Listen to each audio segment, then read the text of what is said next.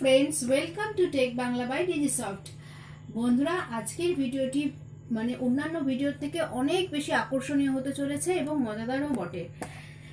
একটা আহুজার সিস্টেম কেনার আগে আপনি কিভাবে দেখে নেবেন, কিভাবে তার সাবধানতা নেবেন এবং সেটি আসল না নকল সর্বোপরি সেটাও দেখে নিতে হবে আপনাকে। আর এটিতে যে সমস্যাটা ছিল সেটা হচ্ছে নো সাউন্ড প্রবলেম। এটা স্যার কিভাবে সর্ট আউট করলেন, কিভাবে প্রবলেম সলভ করলেন, চলুন সেটা স্যারের কাছ থেকে জেনে নিই। নমস্কার বন্ধুরা, আশা করি পুজোর কেনাকাটি সব শুরু করেছেন কিংবা কেনা হয়ে গেছে। কিন্তু মনে রাখবেন, গুরুজনদের জন্য কিন্তু কেনাকাটি করতে হবে, আর ছোটদের জন্য খুব সুন্দর সুন্দর পোশাক কিনতে হবে। ভিডিওটি আরম্ভ করছি, মজা পাবেন ভিডিওটি দেখে। এটি আজকের সকালবেলা আমার কাছে এসছে, তো ভদ্রলোক অনুরোধ করলেন খুব তাড়াতাড়ি করে দিতে। আমার অনেক কাজ থাকা সত্ত্বেও আমি কাজটিকে ধরেছি, ভদ্রলোকের অনুরোধটা ফেলতে পারিনি। কিন্তু সেটা দেখেই আমার মনে হচ্ছিল না একদম শিওর যে এটা কপি সেট, মানে ফার্স্ট কপিও না, এটা সেকেন্ড কপি হবে, একদম 100% কপি সেট। তো ভদ্রলোককে বললাম, উনি বললেন আমি কলকাতা চাঁদনি চক থেকে একটা রেপুটেড দোকান থেকে কিনেছি, দোকানের নাম আমি বলতে চাইছি না। তো সেটটা তাহলে আপনারা কি করে চিনবেন? সেটটা খুলে আপনারা হয়তো অনেকেই চিনতে পারবেন খোলার পর, কিন্তু আপনি যখন এটা পারচেস করবেন কোনো দোকান থেকে বা কোনো ডিলারের কাছ থেকে, তখন তো আপনাকে আর সেটটা খুলতে দেবে না। তখন আপনাকে উপর থেকেই চিনে নিতে হবে যে এটা কপি না আসল। ঠিক আছে বন্ধুরা?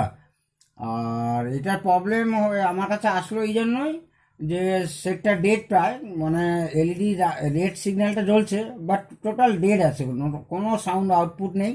আর এখানে যে ইউএসবি ডিভাইসটা আছে, চালালে তো এখানে ডিসপ্লে কিছু আসে, 7 সেগমেন্ট ডিসপ্লে আসে, 7 সেগমেন্ট ডিসপ্লেতে, তো সেটাও আসছে না। তো এটা এখানে পাওয়ার সাপ্লাই প্রবলেম, সেটা কি করে সলভ মানে করব বা করতে করতেই আপনাদের দেখাবো। আর কি করে আপনি ফাইন্ড আউট করবেন যে এটা কপি অর্থাৎ নকল না আসল, আর না খুলেও বোঝা যাবে যে এটা নকল কি আসল, আর খুলে তো আপনারা বুঝতেই পারবেন। ঠিক আছে বন্ধুরা?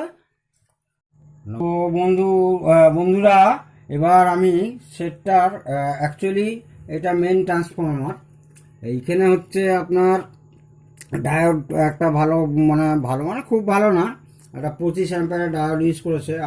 অরিজিনাল আউজা হলে এই সাইডটা মোটা হতো, এটা আরও ভালো কোম্পানির হতো। আর এখানে একটাই ডায়োড ইউজ করেছে। আর এই দুটো ডায়োড হচ্ছে ব্যাটারি কানেকশানের জন্য, যে এটা হচ্ছে 12 ভোল্টে চালাবার জন্য বা 24 ভোল্ট দেখতে হবে বা দিয়ে চালাবার জন্য, যাতে ব্যাটারি কানেকশান করার জন্য এই দুটো ডায়োড ব্যবহার করা আছে। রিভার্স প্রোটেকশানের জন্য দুটো 6 অ্যাম্পিয়ার ডায়োড ইউজ করা আছে। আচ্ছা, এখানে একটু বলতে থাকি। প্রথমত এই যে main step down power transformer, এইটা হচ্ছে অ্যালুমিনিয়াম। এটা আহুজা হলে আরও মোটা হতো এতটা, আর পুরো কপার হতো। আর এই যে সমস্ত ওয়্যার দেখছেন, এগুলো সব পাতি ওয়্যার, এগুলো আরও ভালো তার, কোম্পানির ভালো তার হতো। এই যত ওয়্যারিং দেখছেন সব পাতি তার আছে, মানে লো কোয়ালিটি পাতি তার, মানে বাংলায় আমাদের চলতি ভাষা। তো এই হিটসিংটাও আর মোটা হতো। সবচেয়ে বড় কথা, এইখানে যে 3টে ক্যাপাসিটার ইউজ করেছে, 4700 এমপি 25 ভোল্ট, একটা, দুটো, 3টে। আহুজা কিন্তু এখানে অরিজিনাল আহুজা একটাই ব্যবহার করতো, 10,000 মাইক্রোফ্যারাড 63 ভোল্ট, একটা ক্যাপাসিটার ব্যবহার করতো। এইরকম মোটা, প্রায় আপনার টোটাল আপনার হয়ে যাবে মিনিমাম 1 থেকে 1.5 ইঞ্চি মোটা। এইরকম মানে প্রায় এইরকম মোটা হবে। তারপরে হচ্ছে ইয়ারটা লাগবে, একটাই ক্যাপাসিটার থাকবে, 3টে না, একটাই, 10,000 মাইক্রোফ্যারাড 63 ভোল্ট। এটা গেল, এখানে আর একটা ডুপ্লিকেট। আচ্ছা, এই রেজিস্ট্যান্সগুলো মোটামুটি ঠিক আছে। আউটপুটে 4টে ট্রানজিস্টার ইউজ করেছে। এইখানে হচ্ছে 5200, এইখানে একটা 5200 মোনো, কিন্তু আপনারা এটা আবার স্টিরিও ভেবে নেবেন না, এটা কিন্তু মোনো। আচ্ছা, এই ট্রানজিস্টারও কিন্তু মানে এখন ওই 5200 অরিজিনাল আসে না, কিন্তু অনেক ভালো কোয়ালিটিরই আসে, চায়নার অনেক ভালো কোয়ালিটির আসে, বেশ যথেষ্ট ভালো। মানে আমি একটা ট্রানজিস্টার ভেঙে দেখেছিলাম ভালো কোয়ালিটির, যে তার ভেতরে চিপগুলো কত বড় বড়। আর যদি ডুপ্লিকেট ট্রানজিস্টার থাকে, মানে ডুপ্লিকেট বলতে সবই অরিজিনাল, সবই ডুপ্লিকেট, যদি কম দামের মানে ভালো কোম্পানির ট্রানজিস্টার না হয়ে থাকে, তাহলে আপনারা ভাঙা মানে যদি কোনো খারাপ বা ভালো ট্রানজিস্টার আপনারা ভাঙতে পারেন, দেখবেন চিপের সাইজগুলো খুব ছোট ছোট। এই আউটপুট ট্রান্সফর্মার মানে আপনার হচ্ছে 8 ohms 4 ohms কমন একটা গেল, একটা সেকশন।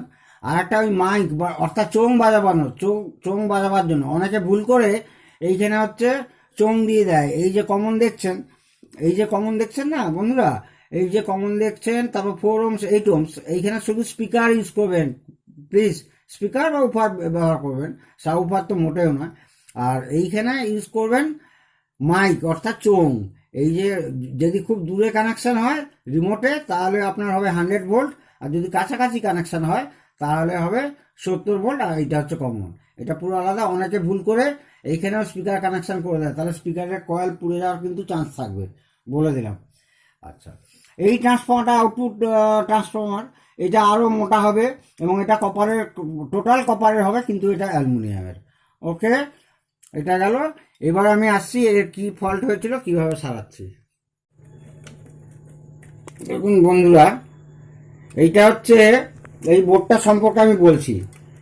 এই যে 5200 আছে চারটে, তাকে ড্রাইভ করার জন্য এইখানে দুটো পাওয়ার, আমরা যেমন এমনি যখন স্টিরিও অ্যাম্পলিফায়ার বানাই বা এমনি মনেও বানালে আপনাকে তো ড্রাইভার স্টেজ বানাতেই হবে। এইখানে ড্রাইভার স্টেজ বানানো হয়েছে। এখানে হচ্ছে ব্যবহার করা হচ্ছে 6292, এটাও 6292, এটাও 6292, এটাও হচ্ছে আপনার 6292। কিন্তু আহুজা এইখানে কিন্তু এইরকমই দেখতে, যার প্যাকেজ নাম্বার হচ্ছে 220, সেইটা হচ্ছে 3055। 3055 মানে আপনার বড় ট্রানজিস্টার বা মেটাল ওই রকম ট্রানজিস্টার ভাববেন না, এইরকম প্যাকেজেও 3055 পাওয়া যায়। সেটার প্যাকেজ নাম্বার আমি আবার বলছি 220 প্যাকেজ নাম্বার, ঠিক এরকম দেখতে হবে। এই 6292 না দিয়ে ওরা 3055, এই 6292 থেকে 3055 অনেক ভালো। একটা দুটো তিনটে এখানে ড্রাইভারের বড় ট্রানজিস্টার করা হয়েছে। এবং আউজার অরিজিনাল হলো এই হিটসিংটা অনেক মোটা হতো, এবং এই হিটসিংটা দেখুন একটা হিটসিংকের ওপরেই দুখানা ট্রানজিস্টার করা আছে। কিন্তু আউজা কি করে, এর জন্য একটা আলাদা হিটসিং, এর জন্য একটা আলাদা হিটসিং, এরকমই দেখতে হবে, মানে এইরকমই বোর্ডটা এরকমই দেখতে, হুবহু কপি করেছে না, তো এই জায়গাটা সেপারেট থাকে আর কি, এইখানটার থেকে আলাদা, আরও একটু হাইট বেশি হবে, আরও মোটা হবে। আর এইখানে একটা 7815 লাগানো হয়েছে। আর এখানে তো 6292 বললাম। এইটা হচ্ছে এলইডি ভি মিটারের আইসি, এলইডি গ্রাফিক্স আইসি, ঠিক আছে বন্ধুরা। 5টা এলইডি আউজাও ইউজ করে, 1 2 3 4 5, 1 2 3 4 5 এরাও ইউজ করেছে। আর এইখানে প্রিসেট, এইটা হচ্ছে এই 5200 যে বেস ভোল্টেজটা কন্ট্রোল করার জন্য আর কি, বেস বায়াসিং বলে। এই বেস বায়াসিং এর উপরে কিন্তু নির্ভর করে সাউন্ড কোয়ালিটি। সেই বেস বায়াসিংটা এইখানে অনেক উন্নত মানের, অন্তত এলকন তো হবেই, এলকনের কন্ডেন্সার আর প্রিসেট ইউজ করে আউজা। এরা কিন্তু একদম সস্তাওয়ালা, মানে 50 পয়সাও দাম কিনা সন্দেহ আছে, একদম মার্কেটে সবচেয়ে সস্তা দুটো প্রিসেট ব্যবহার করছে, এখানে একটা এখানে একটা। এই প্রিসেটটা ইউজ হয়েছে এই আপনার এলইডি ভি মিটার কন্ট্রোল করার জন্য, মানে ওই আপনার ডিবি কমানো বাড়ানোর জন্য। আর এটা হচ্ছে কিন্তু একদম, এটা খুব গুরুত্বপূর্ণ স্টেজে আছে এই প্রিসেটটা ভালো লাগানো অবশ্যই দরকার। এই প্রিসেটটা যদি টিউনিংটা একটু এদিক সেদিক হয়ে যায়, সাউন্ড খুব খারাপ হবে। অর্থাৎ এর যে বেস ভোল্টেজ, এই যে বেস দেখতে পাচ্ছেন বন্ধুরা, এর বেস ভোল্টেজ কিন্তু বাড়বে বা কমবে, এর বেস ভোল্টেজটা একদম ঠিক রাখতে হবে, তবেই আপনি আউটপুট সাউন্ড ঠিক পাবেন। আর বেস ভোল্টেজ যদি উল্টোপাল্টা হয়, তাহলে কিন্তু আপনারা এই ট্রানজিস্টার কিন্তু প্রচুর গরম হবে। কোনো পার্টি নিয়ে আসে কাস্টমার, যে বলবে যে দাদা সেটটা ঠিক আছে কিন্তু ট্রানজিস্টার প্রচণ্ড হিট হচ্ছে বাইরে, তখন কিন্তু আপনারা এই জায়গাটাতেই দেখবেন, কাইন্ডলি এই জায়গাতে দেখবেন। যা কি এর ফল্ট ছিল কি সেটা আমি বলছি। এইখানে শুধু এই লাল এলইডিটা জ্বলছিল, আদার্স কিচ্ছু আসছিল না, এখানেও কোনো পাওয়ার আসছিল না এই ব্লুটুথ মডিউলে, এইসব লাইটও জ্বলছিল না, গ্রাফিক ডিসপ্লে। তো এইখানে 2-3টে রেজিস্ট্যান্স পুড়ে গেছিলো। এই যে একটা 560 ohms আছে, আর একটা 560 ohms, 2.2K, 1K, 330K, হ্যাঁ 330K, এগুলো সব বার্ন হয়েছিল। তারপরে আমি পরে এখন মোটামুটি ঠিক হয়ে গেছে, কিন্তু পরে আমি প্রিসেট চেঞ্জ করে দেবো। আর ট্রানজিস্টারগুলো 3055 লাগালে ভালোই হতো, যাক এখন এই ট্রানজিস্টারগুলো ঠিক আছে, তো এগুলো এখন থাক। আর এই পাওয়ার যে রেগুলেটর যে চিপটা, এটাও খারাপ ছিল, 7815। এর জন্য এখান থেকে যে মেন সাপ্লাইটা তৈরি হচ্ছে প্রায় 20 ভোল্ট মতো, এই 20 ভোল্ট এখানে ফিল্টার হলো, এই 20 ভোল্টটাই এইখানে এদিকেও যাচ্ছে কালেক্টারে, ট্রান্সফরমারের কালেক্টারে যাচ্ছে, তারপরে ড্রাইভারে ওই 20 ভোল্ট আসছে, এবং কিছু কিছু জায়গায় আপনার 15 ভোল্ট মতো দিতে হয়।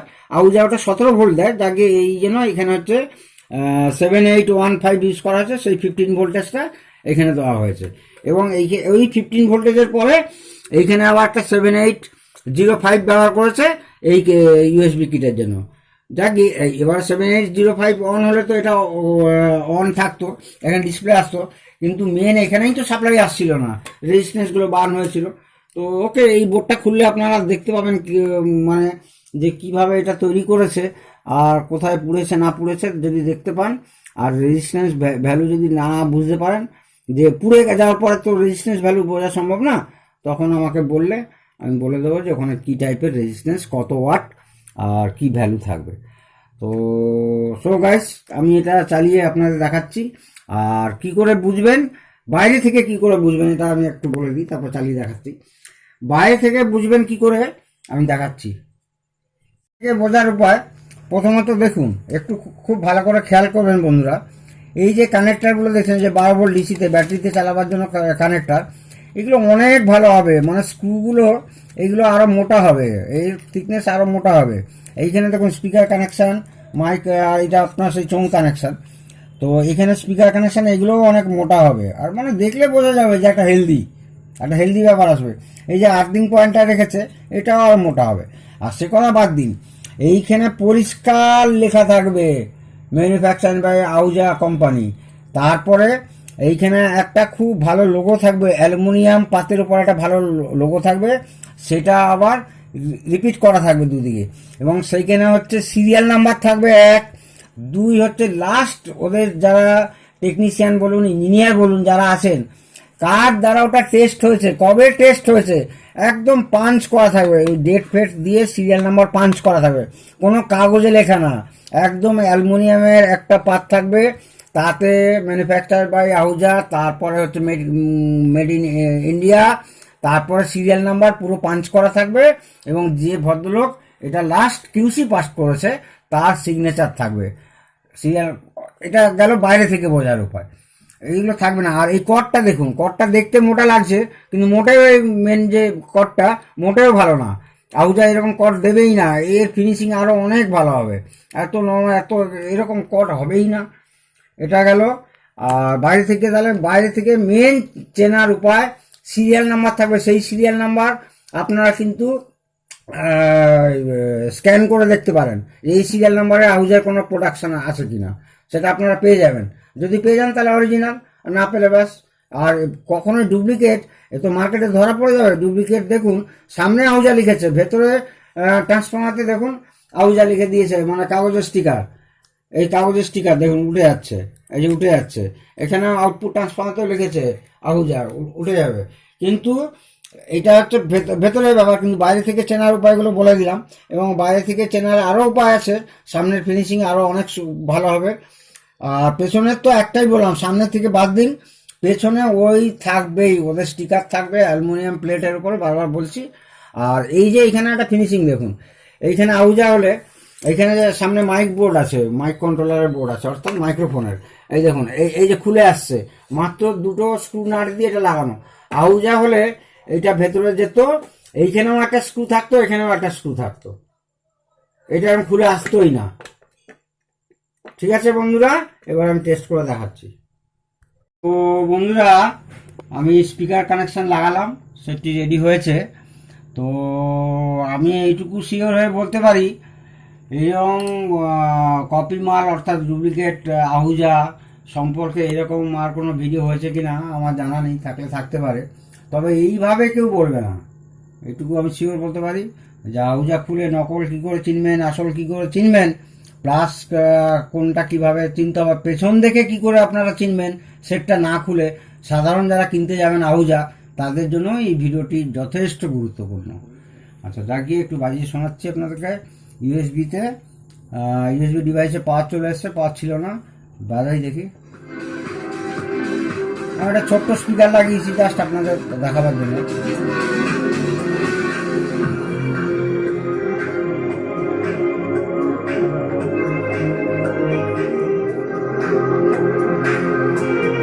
বেস টিভির মোটামুটি সবই ঠিকঠাক কাজ করছে। এটা কালকে আমি একটা বড় বক্সে লাগিয়ে দেবো, একটা 16 ইঞ্চি ড্রাইভে লাগাবো, দেখি কেমন বাজে। এটা লিখেছে হচ্ছে SSB 120 DP, মানে ডুপ্লিকেট মাল আর কি। বেস টিভির একদম ঠিক কাজ করছে। তো সো গাইস, আপনারা নকল হইতে সাবধান, ভালো থাকুন। পুজোর দিনগুলো সামনে আসছে, সবাই আনন্দে কাটান, খুব সুখে থাকুন। আবার একটা ভালো নিশ্চয়ই ভিডিওতে দেখা হবে, খুব ভালো ভিডিওতে। জয় হিন্দ।